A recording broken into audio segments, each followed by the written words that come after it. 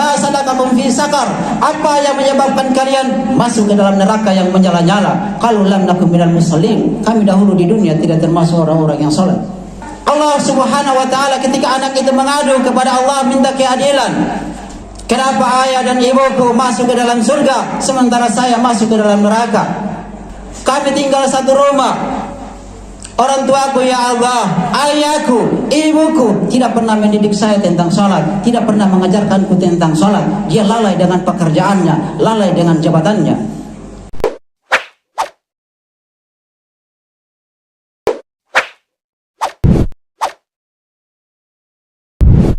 Alhamdulillahi Rabbil Alamin.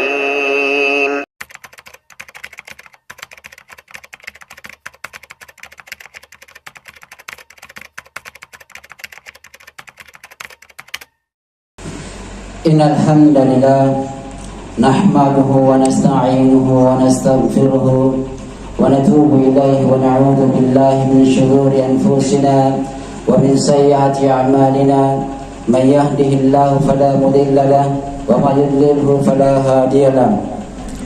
Ashhadu an la ilaha illallah iqraran bihi wa tauhidan وأشهد أن محمدا عبده ورسوله لا نبي بعده صلى الله عليه وسلم. وقال الله تبارك وتعالى في القرآن العظيم أعوذ بالله السميع العليم من الشيطان الرجيم يا أيها الذين آمنوا اتقوا الله حق تقاته ولا تموتن إلا وأنتم مسلمون. وقال يا أيها الناس اتقوا ربكم الذي خلقكم من نفس واحدة وخلق منها زوجها وبث منهما رجالا كثيرا ونساء واتقوا الله الذي تساءلون به وأرحام إن الله كان عليكم رقيبا. وقال يا أيها الذين آمنوا اتقوا الله وقولوا قولا سديدا يصلح لكم أعمالكم ويغفر لكم ذنوبكم ومن يطع الله ورسوله فقد فاز فوزا عظيما. أما بعد فإن أحسن كلام كلام الله وخير الهدي هدي محمد صلى الله عليه وسلم وشر الأمور محدثاتها وكل محدثة بدعة وكل بدعة ضلالة وكل ضلالة في النار. Jamaah salat Jumat yang semoga dirahmati Allah Subhanahu wa taala. Alhamdulillah, kita bersyukur kepada Allah Subhanahu wa taala atas curahan nikmat yang Allah Subhanahu wa taala berikan kepada kita. Nikmat yang sangat banyak yang Allah Subhanahu wa taala sebutkan, wa in ta'uddu ni'matallah la tuhsuha. Jika kalian menghitung-hitung nikmat Allah, maka kalian tidak akan sanggup untuk menghitungnya. Allah Subhanahu wa taala sebutkan wa in ta'uddu ni'matallah. Nikmat di situ jamaah yang semoga dirahmati Allah datang dalam bentuk mufrad, satu nikmat. Jamaknya adalah ni'amun, itu banyak nikmat. Satu saja disebutkan oleh Allah Subhanahu wa taala, maka kita tidak sanggup untuk menghitungnya. Dan nikmat yang disebutkan oleh Rasulullah sallallahu alaihi wasallam ada dua, kenikmatan yang kebanyakan dari manusia, kebanyakan dari kita lalai dari kenikmatan tersebut. Rasulullah sallallahu alaihi wasallam sebutkan nikmatan maqbulun fihi ma katsirun minan nas, as-sihat wal farag. Dua kenikmatan yang kebanyakan manusia lalai darinya, yaitu as-sihat wal farag. Ketika dia sehat dan ketika dia memiliki waktu luang, dia lupa bahwasanya kesehatan itu adalah nikmat terbesar yang dirasakan oleh orang yang sakit. Dan waktu luang itu adalah nikmat terbesar yang dirasakan oleh orang-orang yang terbelenggu. Jamaah yang semoga dirahmati Allah Subhanahu wa taala. Pada kesempatan kali ini, di hari yang berkah ini, di hari Jumat adalah momen kita saling menasihati satu dan yang lainnya. Bukan berarti khatib lebih pandai, lebih bertakwa, bukan itu jamaah. Tetapi Allah Subhanahu wa taala sebutkan, fadzakir fa inna dzikratan fa'al mu'minin. Salinglah mengingatkan, salinglah menasihati, karena sesungguhnya saling mengingatkan bermanfaat bagi orang-orang yang beriman. Sehingga itu jamaah yang semoga dirahmati Allah Subhanahu wa taala, pada kesempatan kali ini saya mengambil sebuah tema khutbah. Wahai orang tua, wahai ayah, perintahkanlah keluargamu untuk mengerjakan sholat. Kita sebagai orang tua, sebagai laki-laki yang memiliki tanggung jawab terbesar di hadapan Allah Subhanahu wa taala terhadap keluarga kita. Maka berangkat dari ini, saya merangkum beberapa poin-poin yang dengan itu menjadi rujukan kita terkait dengan Al-Quran dan Sunnah Nabi Sallallahu Alaihi Wasallam. Allah Subhanahu Wa Taala berfirman dalam surat Toha ayat 132, wa'mur ahlaka bis salati wastabir 'alaiha la nas'aluka rizqa nahnu narzuquka wal aqibatu littaqwa. Wa'mur ahlaka bis salah, perintahkanlah keluargamu agar mereka mengerjakan salat.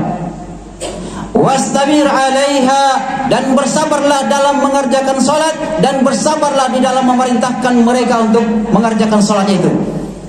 Karena terkadang seorang ayah harus bertengkar dengan keluarga dan bertengkar dengan anaknya hanya masalah perintah salat. Seorang ibu harus bertengkar dengan anaknya hanya karena masalah perintah salat. Maka jamaah yang semoga dirahmati Allah Subhanahu wa taala, wastabir 'alaiha, dan bersabar dalam memerintahkan keluarga kita untuk mengerjakan salat. La nas'aluka rizqa, kata Allah Subhanahu wa taala, kami tidak meminta imbalan dari salatmu. Nahnu narzuk, bahkan Allah Subhanahu yang memberikan rezeki kepada kita semuanya. Wal aqibatu littaqwa, dan demikianlah akibat yang baik di akhirat nanti bagi orang-orang yang bertakwa. Jamaah yang semoga dirahmati Allah Subhanahu wa taala, terkadang kita lalai dengan anak kita, terkadang kita lalai dengan keluarga kita untuk mengajari mereka tentang salat, untuk memerintahkan mereka tentang salat.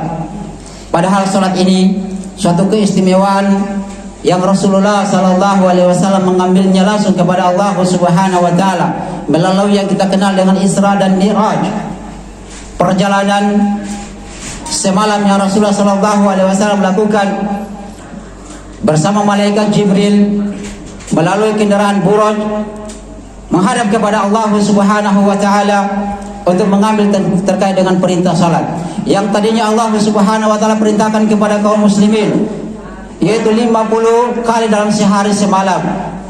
Namun berdasarkan saran dari Nabi Musa, bahwa Nabi Musa melihat umatnya lebih kuat daripada umatnya Nabi Muhammad sallallahu alaihi wasallam, maka Nabi Musa menyarankan kepada Nabi kita Muhammad sallallahu alaihi wasallam untuk menghadap kepada Allah, mintalah keringanan. Maka Rasulullah pun bolak-balik sehingga terjadilah kesepakatan. Allah Subhanahu wa taala tetapkan 5 waktu dalam sehari semalam yang sama dengan 50 kali dalam sehari semalam. Jamaah yang semoga dirahmati Allah Subhanahu wa taala, kita tidak bangga dengan harta-harta yang kita miliki. Kita tidak bangga dengan investasi yang kita emban sekarang. Tetapi yang kita harus banggakan adalah ketika kita meninggal, dalam keadaan kita meninggalkan anak kita dalam keadaan soleh. Bukan kita meninggalkan harta. Wallahi harta tidak ada manfaatnya, tetapi anak yang soleh lah yang akan mendoakan kita terus. Maka jamaah yang semoga dirahmati Allah Subhanahu wa taala, perhatikanlah tentang anak-anak kita. Ajaklah mereka ke dalam masjid dan sampaikanlah, didiklah mereka bahwa masjid itu tempat ibadah, bukan tempat bermain.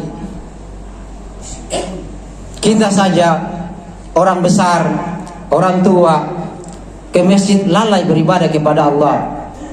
Lebih banyak setelah salam tidak mengingat Allah tapi mengingat HP, gadget yang kita miliki, memikirkan tentang pekerjaan kita, lupa kita beribadah kepada Allah Subhanahu wa taala. Kapan lagi kita akan beribadah? Nabi kita sallallahu alaihi wasallam usianya 65 tahun atau 63 tahun yang sahihnya. Usia kita mendekati itu. Maka perbanyaklah beribadah dan didiklah anak-anak kita untuk senantiasa menjadi anak-anak yang saleh. Karena Allah Subhanahu wa Rasulullah sallallahu alaihi wasallam bersabda sebagaimana yang diriwayatkan oleh Imam Abu Daud, "Muru auladakum bis salah wa hum abna'u sab'i sinina." Perintahkanlah anak-anakmu agar mereka melaksanakan salat ketika usia mereka 7 tahun. Wadribuhum 'alaiha wa hum abna'u 10 sinina, dan pukullah mereka ketika usia mereka 10 tahun tapi masih meninggalkan salat. Jangan lalai. Ketika meninggal nanti, anak ini akan mengadu kepada Allah Subhanahu wa taala ketika ayah dan ibunya masuk ke dalam surga namun mereka masuk ke dalam neraka. Nasallallahu salama. Ya Allah, kenapa ayah dan ibuku masuk ke dalam surga sementara saya masuk ke dalam neraka? Allah Subhanahu wa taala sebutkan di dalam Al-Qur'an, "Ma salakakum fi sakar?" Apa yang menyebabkan kalian masuk ke dalam neraka yang menyala-nyala? Qalu lam nakum minal musallin. Kami dahulu di dunia tidak termasuk orang-orang yang salat. Maka Allah Subhanahu wa taala ketika anak itu mengadu kepada Allah minta keadilan. Kami tinggal satu rumah. Orang tuaku ya Allah, ayahku, ibuku tidak pernah mendidik saya tentang salat, tidak pernah mengajarkanku tentang salat. Dia lalai dengan pekerjaannya, lalai dengan jabatannya. Maka anak ini akan mengadu. Seorang ayah, seorang ibu yang masuk ke dalam surga akan diseret, ditarik bersama anaknya. Nasallallahu salama. Semoga Allah Subhanahu wa taala selamatkan kita dan menjadikan kita adalah anak-anak yang saleh, yang senantiasa mendoakan kedua orang tua kita. Jamaah yang semoga dirahmati Allah Subhanahu wa taala. Datang sebuah hadis yang diriwayatkan oleh Ibnu Abi Syaibah dari sahabat yang mulia Abi Hurairah radhiyallahu taala anhu. Rasulullah sallallahu alaihi wasallam bersabda, "Inna rajula la yusalli 60 sanatan ma tuqbalu lahu salatun la'allahu yutimmu ruku'a wa la yutimmu sujuda wa la yutimmu ruku'a." Kata Rasulullah sallallahu alaihi wasallam, "Inna rajula la yusalli 60 sanatan." Sesungguhnya seseorang itu telah melaksanakan salat selama 60 tahun. Ma tuqbalu lahu salatun. Tidak ada satupun salatnya yang diterima oleh Allah Subhanahu wa taala. Dia salat selama 60 tahun. Dalilnya menunjukkan dia sudah melaksanakan salat. Kita tidak berbicara tentang masalah wudu. Kalau dia sudah salat berarti sudah sempurna wudunya. Maka memperhatikan juga tentang wudu. Karena Rasulullah mengatakan, "Wailul lil aqabi minan nar." Celakalah tumit-tumit dari api neraka. Ketika kita berwudu tidak basah anggota tubuh. Jamaah yang semoga dirahmati Allah Subhanahu wa taala, di sini saya mengingatkan bukan berarti saya menggurui, tetapi kita kewajiban sebagai seorang muslim saling mengingatkan, karena kaum muslim itu harus saling mengingatkan. Seseorang telah salat selama 60 tahun, ma tuqbalu lahu salatun, tidak ada satupun salatnya yang diterima. Usia kita berapa di sini, Pak? Kalau dalam hadis ini kecuali kita masuk 70 tahun, berdasarkan hadis yang kita baca tadi, wadribuhum wa hum abna'u 10 sinina. Pukullah anak-anak kita itu, anak-anak kalian ketika usia 10 tahun. Kalau kita mengambil ukuran dari ini, berarti usia 70 tahun baru masuk seperti ini. Kita masih sedikit yang sampai ke sana. Rasulullah meninggal di 60 tahun, 63 tahun. Maka selain dari itu adalah bonus yang perlu kita banyak-banyak bertakwa kepada Allah Subhanahu wa taala. Kata Rasulullah sallallahu alaihi wasallam, "La'allahu yutimmu ruku'a wa la yutimmu sujuda." Boleh saja tidak diterima salatnya selama 60 tahun, yutimmu ruku'a wa la yutimmu sujuda. Dia menyempurnakan rukunya tapi tidak menyempurnakan sujudnya. Yutimmu sujuda wa la yutimmu ruku'a. Dan boleh saja dia menyempurnakan sujudnya tapi tidak menyempurnakan rukuknya. Jamaah yang semoga dirahmati Allah Subhanahu wa taala, kalau kita melihat tentang salat yang benar. Makanya tadi saya katakan bukan berarti menggurui, kita saling mengingatkan, mengajarkan satu dan yang lainnya agar kita tidak termasuk dalam hadis ini. Ini jadi pukulan telak bagi kita semua jamaah yang semoga dirahmati Allah. Kalau kita berdiri jamaah lurus, kemudian kita memungkukan ruku, kalau tangan kita pegang ke lutut, maka pasti akan sujudnya kita atau rukunya kita itu akan, kepala kita dengan belakang kita ini akan lurus, kecuali orang yang punya penyakit, sakit pinggang ataupun yang lainnya, itu punya rukhsah, dimaafkan oleh syariat. Maka ketika seperti begini, maka ini yang dikatakan yutimu ruku'a, dia menyempurnakan ruku. Ketika tangannya turun ke bawah lutut, maka pasti tidak akan sempurna ruku'nya. Kemudian yutimu sujuda wala yutimu ruku'a, dia sempurnakan sujudnya tapi tidak menyempurnakan rukunya, atau dia menyempurnakan rukunya tidak menyempurnakan sujudnya. Kita dilarang oleh Rasulullah SAW, maaf saja, kalau sujud seperti duduknya seekor anjing. Bagaimana kakinya rapat ke badannya, tangan ininya menyentuh tanah semuanya dan menyentuh perutnya, kita dilarang seperti itu oleh Rasulullah SAW. Makanya kalau kita salat, kita mengangkat siku kita, itu memang benar. Ada orang yang memang kita sering dapatkan, satu di antara banyak orang itu memang kita sering dapatkan, dan saya kalau dapat saya ingatkan dengan cara-cara yang baik. Rasul ajarkan kita kalau sujud itu kita harus mengangkat siku kita, jangan kita sujud seperti duduknya seekor anjing, dilarang seperti itu. Maka jamaah yang semoga dirahmati Allah Subhanahu wa taala, itulah menjadi pelajaran bagi kita untuk kita mengajarkan kepada anak-anak kita. Rasulullah SAW juga bersabda sebagaimana yang diriwayatkan oleh Imam Ahmad, aswa'un nasi sarikatan alladhi yasriku min salati. Seburuk-buruknya pencuri adalah yang mencuri dari salatnya. Qalu, para sahabat bertanya, ya Rasulullah, kaifa yasriku min salati? Bagaimana wahai Rasulullah orang yang mencuri dari salatnya? Rasulullah mengatakan yutimu ruku'aha wa la yutimu sujudaha. Dia menyempurnakan rukunya tapi tidak menyempurnakan sujudnya. Au qala la yutimu salbahu fi ruku'i wa sujudi. Atau dia tidak meluruskan punggungnya ketika dia salat, ketika dia ruku dan dia sujud.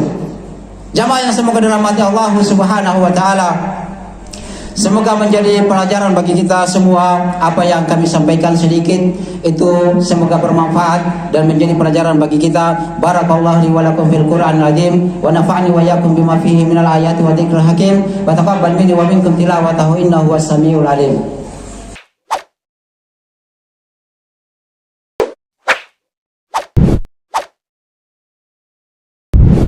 الحمد لله رب العالمين